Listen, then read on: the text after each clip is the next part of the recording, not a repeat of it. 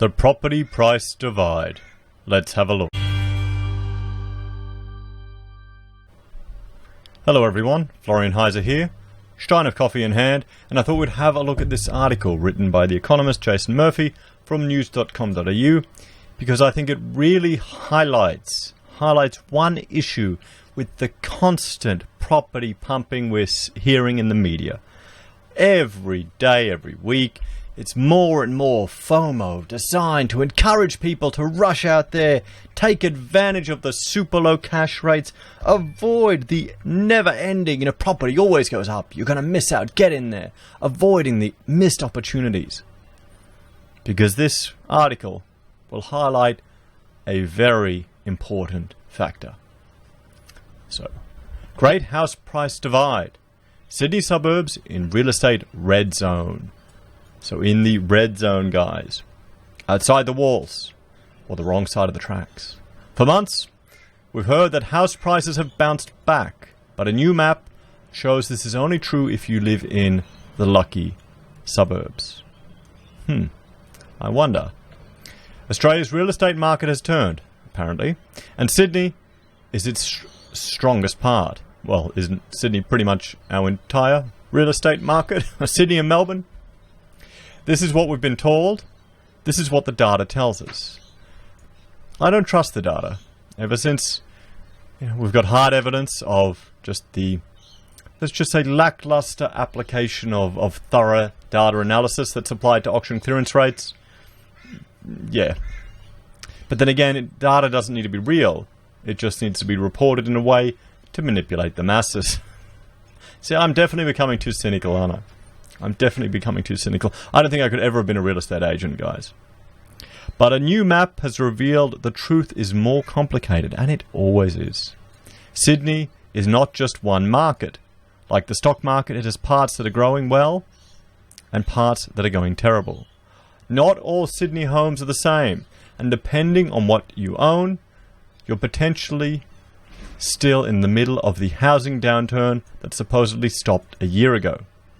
As the next map shows, Eastern Sydney home prices are up 12.6% in the last year, but units have performed differently.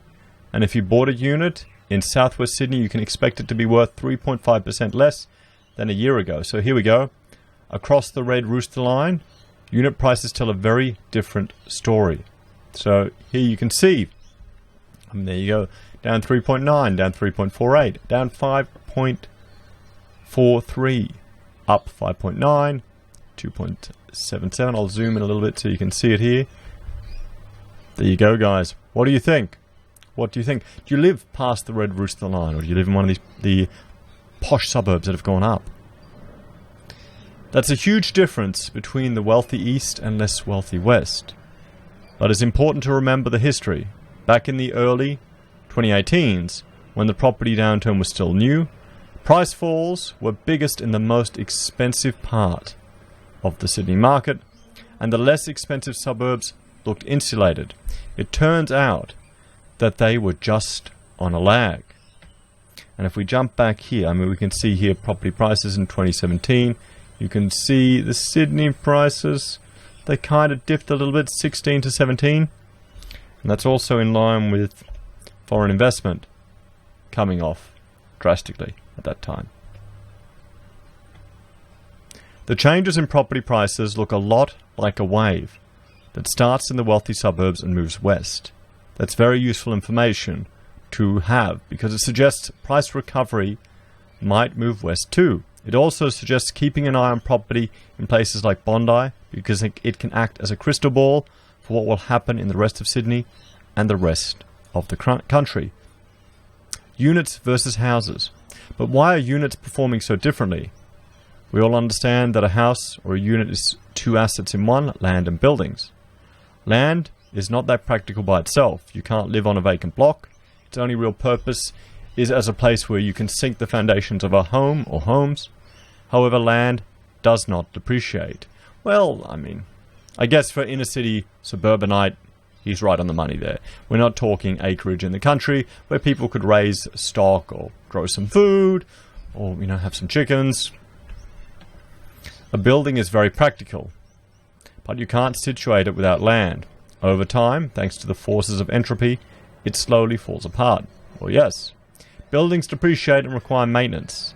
Thanks to the quality of buildings these days, sometimes this depreciation is extremely quick. Okay, well, that's a pun. But he's right on the money there. There are significant issues in the in consumer confidence with regards to apartments. They're terrible, guys. Particularly in Sydney, particularly in the Triangle of Fail. And I will just I'll bring up my Google Pro and we can have a look at the Triangle of Fail, because I haven't made mention of it in a while. And it's to do with just the number of buildings in Sydney that have so many construction issues. And here we go. I've got it turned on. Construction issues, you can see here. We'll zoom in. We will zoom in to Sydney. And this is what I call the Triangle of Fail, from Mascot, Sugar Cube to Zetlands. This is also an area all around here with huge levels of contamination. If you look back to the historical photos, and I've discussed this in previous videos, there was a lot of industrial production there, and now all the rubbish in the water table is slowly seeping down to Botany Bay. You can't even bring the water up there. And there's contamination issues at Sugar Cube, and yeah, I mean, I would avoid buying there if you could, to be honest, just because of the potential health risks from that one factor, let alone all the other problems that have happened. But, buyer beware. So, when you buy land without property, so what you buy with property is a bundle. An impractical thing that will go up in value, land, and a practical thing, building, that will go down in value, a speculative asset and a depreciating asset. In Australia, the value of land, the speculative asset, keeps going up, as the next graph shows, but generally an apartment has less land than does a house.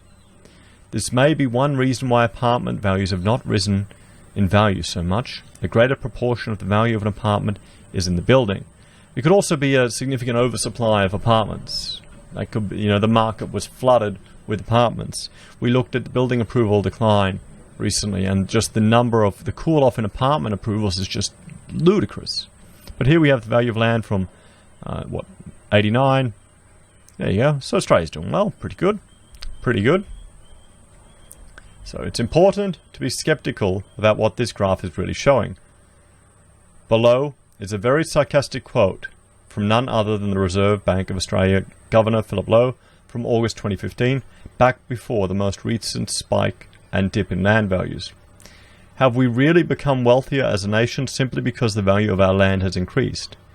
The answer would clearly be yes, if this increase was because we had discovered more land. To my knowledge, though, this has not happened. If you're inclined to speculate on land by buying a traditional quarter-acre, 1,000 square meters, the graph above suggests that has been profitable in the past. Perhaps it will be profitable in the future too.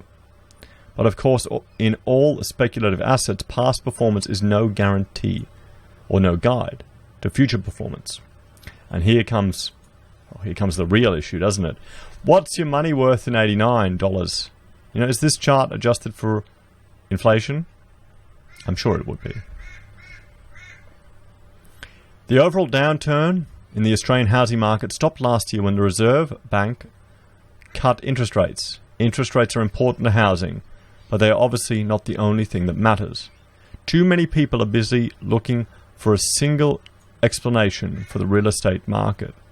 Some want everything to be about supply of new homes, and they argue for more building and more land releases for development. Others want everything to be explained by how loose lending is, and they argue for APRA to clamp down on lending. The real world is never as simple as people would like to believe. The real estate market is affected by both those and more. When we look at the future, both these factors, we see that interest rates are expected to fall, possibly as soon as February, and building activity has slowed down, as the next graph shows. He's right. One argument I would have is the problem with interest rates and Australia's obsession with housing is that it has moved too much of the wealth of the nation into the housing sector and not in other more productive elements of our economy.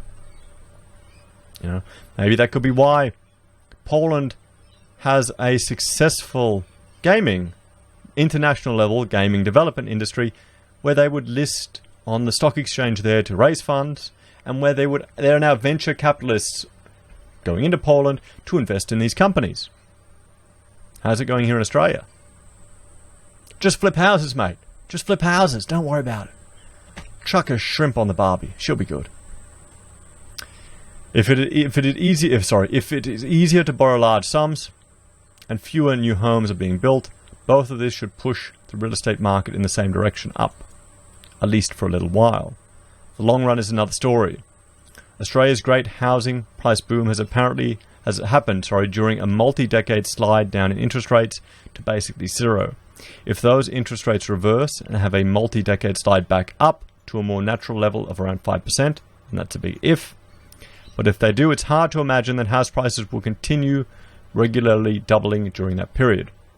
If land prices did go into a long slide, the maps we saw at the start of the story could look very different. Units, which are comprised more of practical buildings and less of speculative land, might hold their value better. So an interesting take from Jason Murphy. I mean, this is the thing, guys.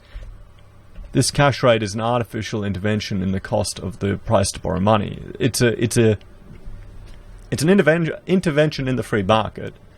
We don't have a completely free market here.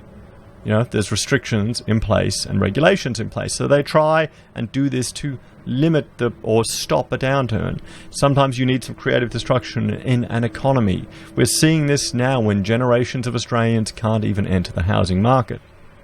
Maybe this will be enough to keep it going for another few years. But we can see how, I mean, the crayfish example I gave yesterday is an example of the impacts of that. I've got a call. Take care, everyone, and I will see you next time.